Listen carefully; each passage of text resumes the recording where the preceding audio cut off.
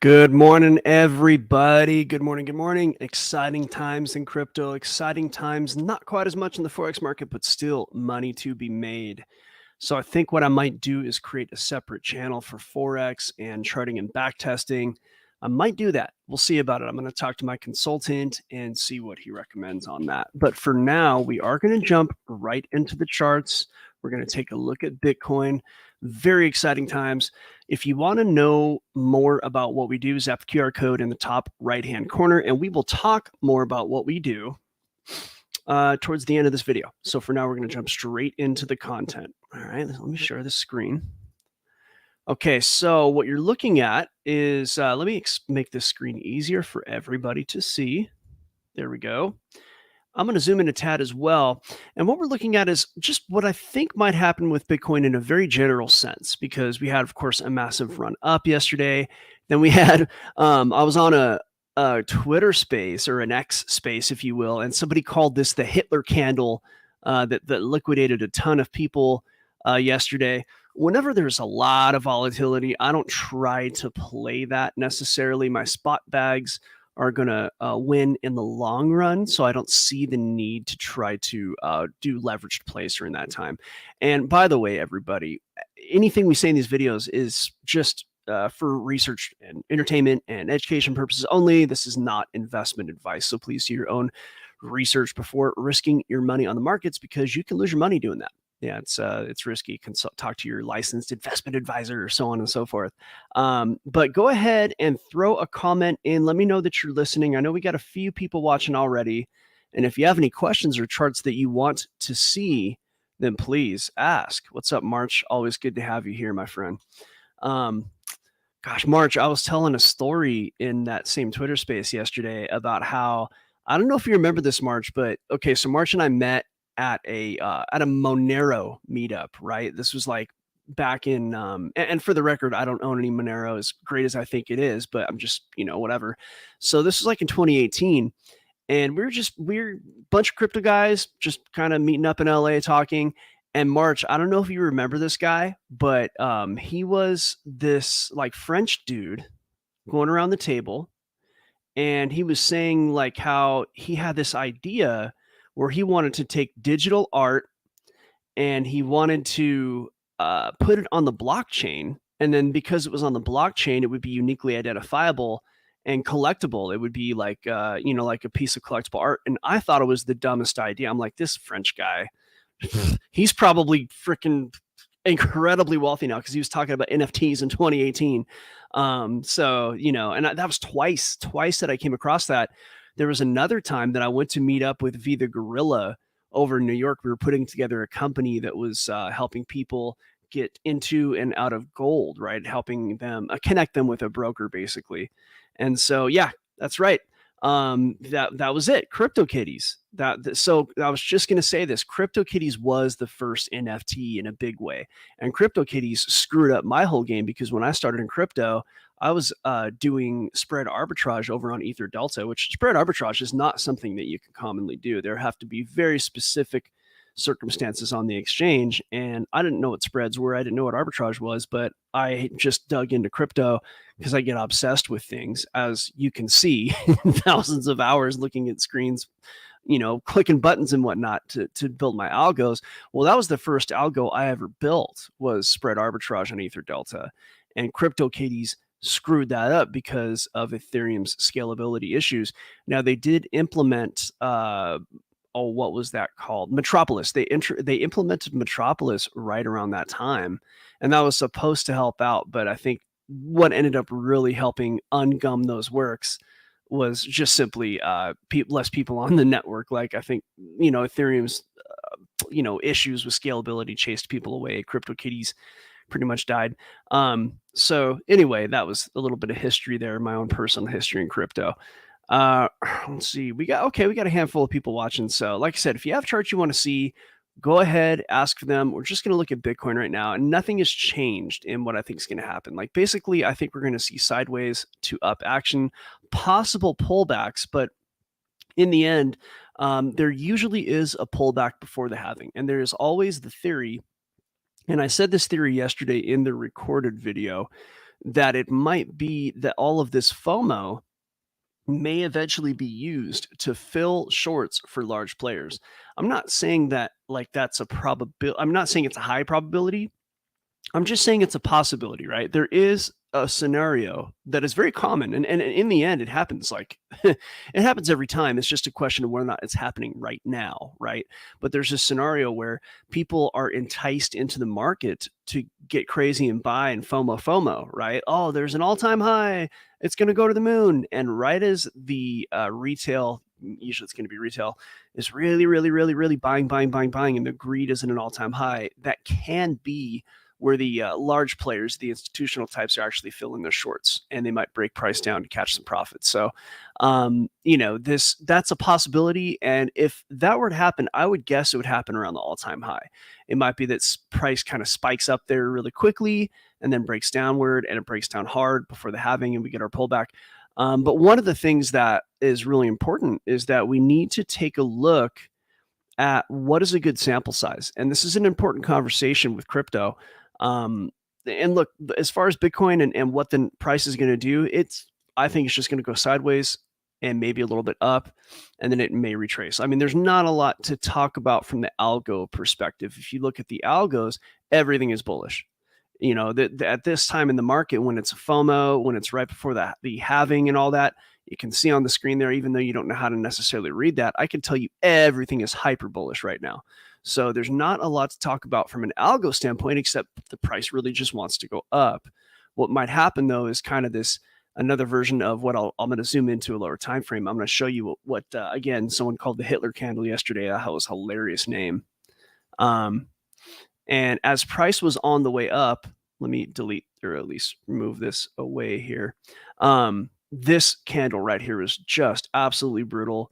Again, I wasn't messing around trying to like trade this, but I'm going to zoom in on this so you can see it better. And this is on the half-hour chart, and this all happened within an hour. So price was headed up, and then it spiked up really hard, and then it spiked down really hard, all within an hour, and a bunch of people got liquidated. People who went short, people who were thinking that price might fall because it was, I don't know, I know 63 is an important number. So a lot of people might have been going short there. It's important from a really 62, basically right where this is, there's an important support in some old price action where a lot of people thought price might reject. And yes, it did. But what happened here, and this is really important, is people got liquidated because most likely I wasn't looking at the liquidity, and we could have if I was if I was doing that. But long story short, a lot of people probably went short right here at the time, right? So let's go back in time. Let's use the replay function. And let's talk about why I don't mess around in these crazy markets. And let's zoom in a bit here. Let me make this a little more accessible visibly here. So as price was heading up, right, we're going to go back in time here as soon as my computer catches up. Wake up, computer. Yep. Ever since I changed my VPN, man, it's been slow. So as price was headed up, right, we're going back in time now. And a lot of people went short, and their stop losses were all in this area, right? And so that's what I'm guessing happened, and I'm very confident that that is what happened. So watch this next candle. It jumped up and got crushed down. And then, okay, people like, oh my gosh, okay, so it came, it spiked up, and then it came down, but it held. So a lot of people then figured, okay, well, I guess maybe it's not going to go, it's not going to go down. So let's go long. Price is going to go up. So people went short, probably with their stops around this general area. Maybe, let me see, is it a little bit lower than this? I think a lot of stops would be kind of below these candles. We'll see what happens. And then, bam, people got liquidated. See that? See how that candle went down and then back up? So let's replay that. Let's do that one more time. This candle, and I'm going to zoom out a little bit so you can see it. This candle, this next candle, people went long. And as they went long with all their stops right below here with their very tight stops, the price got pushed down to grab that liquidity too, right? So a lot of people got liquidated. I mean, I could go back in the calendar and see the amount of people that got liquidated, at least on BitMEX. But look here, bam! Oh man, everybody with their stops all the way down to here got liquidated, right? So, long story short, what happens when there's a lot of excitement in the market, people who are trying to profit on this strong move, people are basically your degen traders. Um, I mean, hey, God bless you. We need the liquidity. They're going short or going long, and then their stops are too close to price, and they pile up so high that the market makers get greedy, and the market makers just run right through their stops to grab liquidity. Right? We talked about this many times. So let's roll over now that we're past that scenario, but we saw it happen, and that was the Hitler candle, right? These two Narnar candles on the 3 hour or 4 hour, you could call it a Hitler candle if you will. Just crack up at that description. Looking at the price action right now, I think we're just going to see a little more up, like from here. I don't think it's going to start heading down. Just let me do this real quick to look at the data. Yeah, on the 30-minute bullish, on the 3 hour, not bearish, but yeah, I think it's just going to continue up in the short term, right? In the meantime, and like the rest of the day, I think it's going to continue up. But if a lot of liquidity hits, if a lot of people start trading and it gets really volatile, let's just say you go along right here, and let's just say a lot of people go along right here, right? And their stop loss is maybe like below this support back here, and they think, okay, I can go along here. Maybe it goes to like 80,000, whatever the target is, like. They're trying to moon boy this. Well, there's a really good chance that if a lot of people think the same way, then the market makers will come in and they will knock you out of your stops and then take price up, right? There's two ways to handle that. One of them is to set another entry below the whatever you think the support is, or if you actually take a look at the Kingfisher, you can look at where the liquidity is. But the caveat to that is with the Kingfisher, you would have to keep looking at that time, right? And so at that point, you're probably going to want to invest in a what do you call it? In a subscription, so that you have unlimited Kingfisher looks, right? It's like I may need to log in. Let's see. Sorry, folks. The Kingfisher's acting different.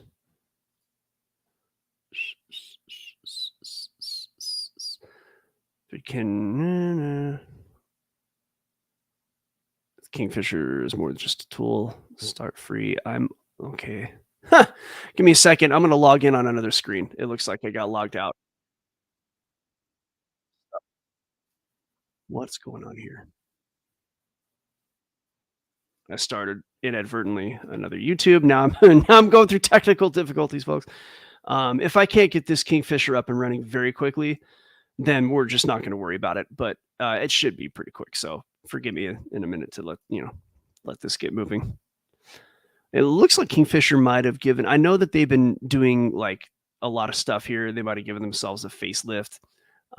So here it is, the Kingfisher right there. I'm logged in, and let me get rid of these screens, and then I'm not using these right now. I was able to make this my main thing here. So let's, okay. Sorry, folks. I was not planning on getting kicked out of the Kingfisher and having to get back in. So that is giving me some trouble here. And let's maximize that pain. All right, good. Okay, sorry about all that, guys and gals. Let me expand this a bit to make it more visible to everybody. Hopefully I still have all my credits. I don't know if I do. We're going to find out right now. You get a liquidity map on Binance. Wow, Kingfisher's way quicker now. I love it. Okay, so liquidity right now is mostly to the downside, sitting at 51 to 52,000. Okay, and now if you're new to the Kingfisher, you can spin to win, spin little wheel. They'll let you spin in it depends. They kind of change it, but sometimes it's every hour, sometimes it's every several hours. Um, and there's a lot of stuff that, so you can get like free credits to look at liquidity now. Kingfisher's way bigger than this. There's a link in the description. Go check that out if you're interested. Back to the chart. So 52,000 sort of is where a lot of liquidity is right now. And that's way down here. So I'm going to zoom out away from the half-hour chart, and we're going to take a look on, I think probably the daily chart's best for this. This is really the 18-hour chart, but that's my daily. And it's just where a lot of liquidity was before. It makes a lot of sense, right? So, this is, I deleted a different path that I drew. But right now, this does seem to be like a realistic path that is drawn right now. It could just happen like way quicker. Instead of what I drew here going all the way over here, it could happen that we see a spike up and then a quick move down. But really, forecasting right now in such a strong move, any kind of forecasting is going to be like subject to change very quickly. So I just could tell you everything's bullish, and that's probably what's going to happen. At least that is among the scenarios. Let's take a look at StreamYard and see if we have any more questions. We're not seeing any more questions for charts right now. So I'm going to move over to Ethereum.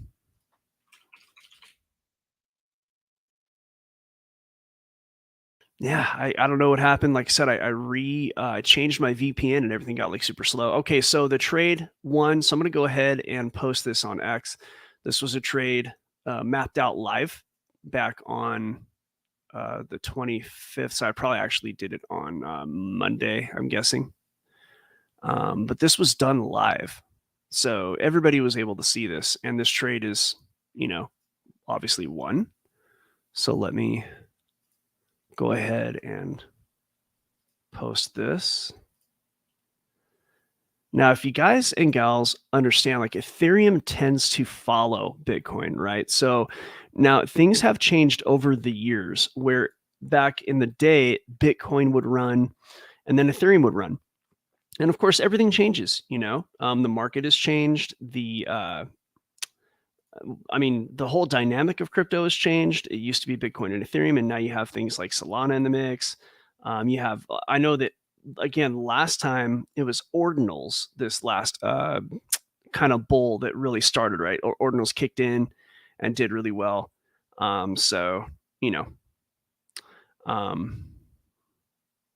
Whatever kind of has changed over the years, Ethereum always does eventually follow and pick up, whether it's right away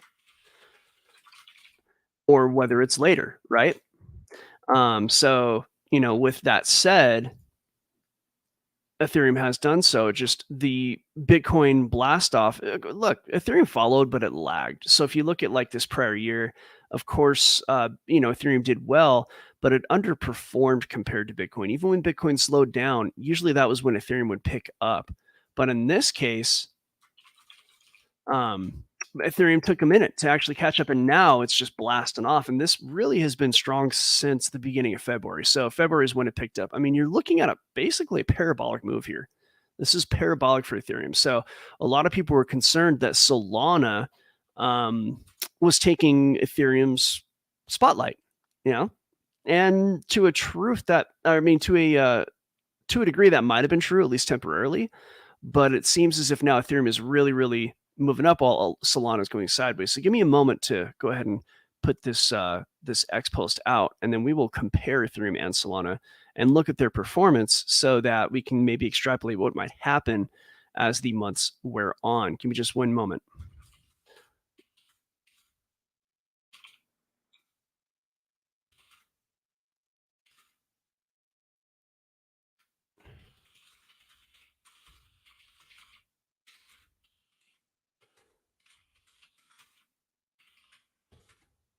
Okay.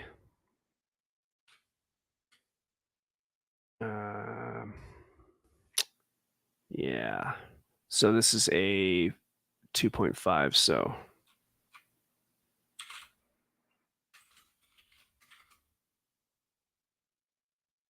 sorry about that, folks. There's nothing but technical difficulties today. Let's actually overlay Solana on top of this, just so we can kind of see the money, if you will, go back and forth. All right, so there we go, SOL USDT. We'll do it on a new price scale because I don't want to go with percentages. That could be, see your options here, same percent, new price. We're going to go new price scale.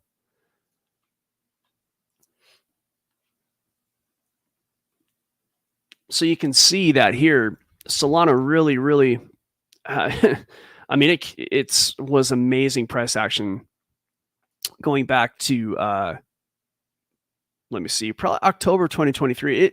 It really started to take off, and it went from the price scale for Solana is on the left. It went from about $20, and it made its way all the way up to 28.72, and it looks like it's really doing well right this very moment. It has broken out, and it's approaching that $144 target. So we are in the middle of another trade that I mapped out, and that trade is going very well. So Solana has broken out, and I didn't know that until just now. It finally broke out. It went sideways for several days, but you can see here that Ethereum was tracking along with it, albeit at a slower rate. So while Solana was going ×4, ×5, whatever it was, Ethereum was just kind of moving up in, maybe 50%, 80%, whatever it was. However, you can see when in this particular scenario, you can see Solana broke out here and Ethereum followed. It didn't break out, it just went sideways. And then when Solana started to fall right here, Ethereum broke out, right? You see here, Ethereum broke out as Solana was falling. So yeah, and it's certainly Ethereum took a break here, right? And Solana started to head up. So there right now seems to be, and again, I'm not totally sure about this, but just based on the price action, at least going back here, there's a little bit of back and forth where they're kind of taking each other's spotlight. And it makes sense because they are, both protocols that have a similar use. You could build on their blockchains. A lot of the meme coin action has moved over to Ethereum. So let's take Solana off the chart here. And we'll take a look at what Ethereum might do. And then we're going to move over to Solana because there's another winning trade that I put out live that is doing pretty well here. And I put it out live, like, to the public too. I didn't just, a lot of these I will share with my private group. But if somebody asks me to do a chart on the show, or I'm doing a chart on the show and I see an opportunity, then, I will take that opportunity. But this, so we're looking at going back, right, to March of 2022. This pivot point topped out at about 3,600 and then made its way down. So that created a bit of a structure against which price is now hitting its head. So price may have a hard time getting past 3,600, but if it can make it past 3,600 structurally, you're looking at these next 2 or 3 points, right? I would look at 4150-ish, and I would look at 4875 from a structural perspective. Now, again, you have a one-to-one basis here on this Fibonacci extension. So if you were to, and again, this Fibonacci tool, if you want to know more about how to use it, then come on over to algofactory.tech, zap the QR code, top right-hand corner, we'll show you how to use it. It's very simple, but we do our impulse here, and our Fibonacci extension from a one-to-one is right here on that. So for now, we're in a new extension where what we would go ahead and use for new measurements once we see a pullback in Ethereum. And that pullback may very well happen up here at about 3580. It may not. It really is going to depend on what Bitcoin does, the rest of the market. But if we get a new pullback, then I can add to our data, as far as what I think might be the next targets, not based on structure, but combining all that information, structure, and Fibonacci extensions, and we can map out the next trade. But again, let me put everything back on because I want to keep, or no, let's do this, redo. Okay, good. I want to keep that all information on there so I can analyze this after the show. And then before we flip over to the private, I do want to take a look at Solana because there's a beautiful trade in here. And I've been calling out Solana at 144 for like weeks now. Boy, I'm going to have to fix this computer somehow. I might have to strip everything out and reload it, which is not ideal. But when you have so many programs, after a while, it's is crap. Yeah, I mean, this thing really took off. I did talk about like a possible bit of a pullback trade, and that pullback trade would have been probably right here. So this little thing that I put here probably would have been something like this. That would have been here. I didn't take it. This happened. I was asleep when this happened, to be honest. I crashed in the afternoon just because I get up so early for everything else. And long story short, I just need the sleep. But here it is. And it's just happening more quickly than I thought it would. Right. So target is at 144 as of now. The profit level is, let me just measure it this way. I don't want to change what's on there. But with an entry right here and a stop right here, you're looking at so far about 200% profit, 190% profit. So that's beautiful, man. And that's something that I shared with everybody to see. It's, it's anybody can see this. Let me go ahead and actually refine this. Yeah, 200% profit right now. It's beautiful. So, all right, good. Well, let me take a look at the StreamYard just to see. Morning, Miko. I'm glad you could join. I know you're kind of having to, I know you had to kind of lurk a little bit. You're in the middle of doing a bunch of work. But we also have the gorilla in the house. How are you, sir? Huh? We got a parrot in the house, a parrot that has taken over the gorilla's microphone. It's a security! Oh, it's a parrot by the name of Gary Gensler. Gary, how are you, sir? I'm doing great. I'm out there trying to sue everyone. It's a security! It's like Gary Gensler, except it's Gilbert Gottfried. Well, that's what I'm trying to do. Gary Gottfried. Ow! Oh my God! Yeah, that's. Well, Gensler looks like he has a Gilbert Gottfried-like voice, doesn't he? Oh yeah, dude, he's definitely. Too bad like Gilbert Gottfried passed away. Otherwise, he could have done the Gary Gensler movie. He could have. Yeah, right. Or like Gary Gensler starring Live.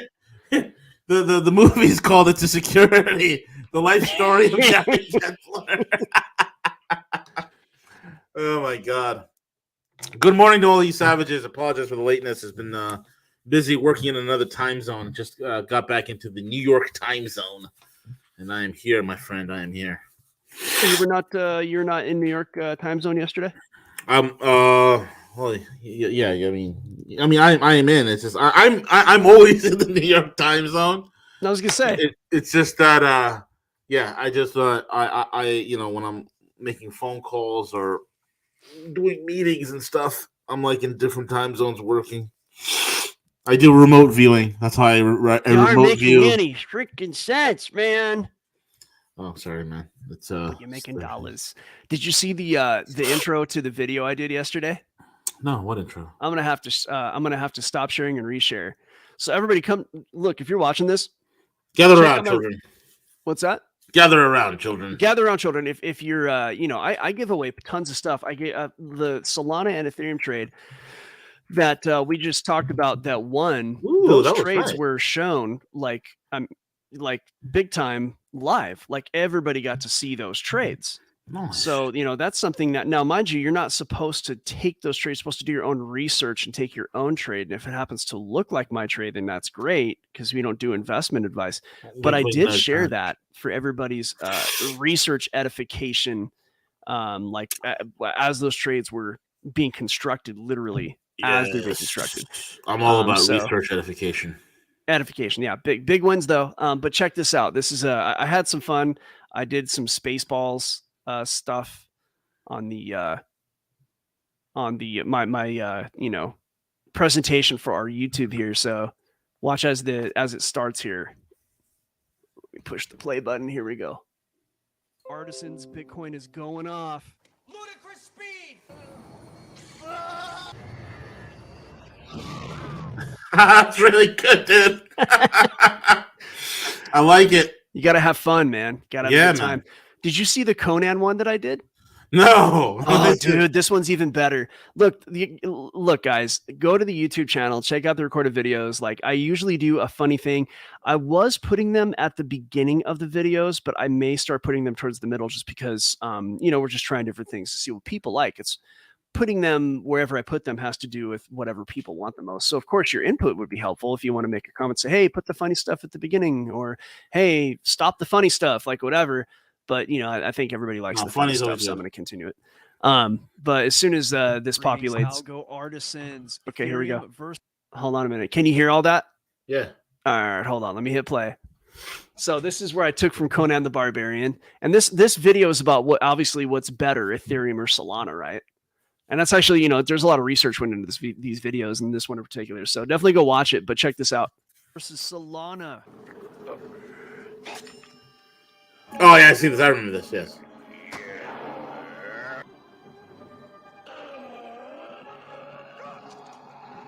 Is Solana the Ethereum killer? Because you got to have some fun, man. Yeah. And of course, given when I was watching TV as a kid, a lot of stuff is going to come from that era. But if anybody has like, hey, can you do a video where I don't know, whatever, like Bitcoin beats up like Ripple or something like that, I could take requests and try to make that fun. Usually it's just going to be like a 5 or 10 second snippet like that. But either way, come over and check it out. Gorilla, please get us over to the private live lab so we can move on. Yeah. You listen, guys. Thank you all for listening in. Join us. Don't sit on the sidelines wondering if this is for you. This is for you. You don't need to be a math expert. You don't need to be like overwhelmed with all the lines and squiggles and charts and whatnot. You'll learn all that. Deep dive and learn through immersion, which is what we do right here on algofactory.tech. We're going to teach you. We're going to give you the tools that you need to succeed and the skills to pay the bills. And with that being said, Cowboy, let's get into the live lab. We're going to join us or die. I like that. You got muted when that was on. Very Star Warsian. Very Star Warsian. Yeah, it kind of looks like Star Wars. It's Robin Hood, Prince of Thieves. But yeah, we're out of here. Go ahead and say something magical so I can hit the buttons.